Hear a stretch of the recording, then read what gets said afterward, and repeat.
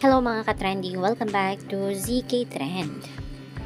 Bet na bet ngayon ni Beauty Gonzalez na makatrabaho nga si Donnie Pangilinan.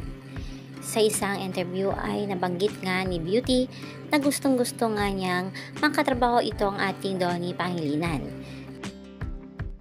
Dahil minsan lang umano siya makakita ng isang gwapo, matangkad, may talent na artista. Kinikilig nga itong si Beauty habang binanggit nga ang pangalan ni Donnie. Kaya naman halina't panoorin natin ang kanyang kabuang sinabi. Sino naman ang gusto mong makatrabaho kung magkakaroon ka ng project together with ABS? Sino naman gusto mong makatrabaho maging kapartner mo doon? Oh, well, everybody, like Joshua Garcia is so hot right now. I wanna see him. I don't know, maybe Donnie Pangilinan. Hey, bye.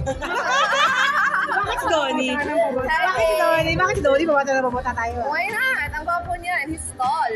I mean, minsan lang na may gwapo at may talent na matangkad, di ba? Oh, yeah. Yeah, so that's a plus. So, hi, baby, bye.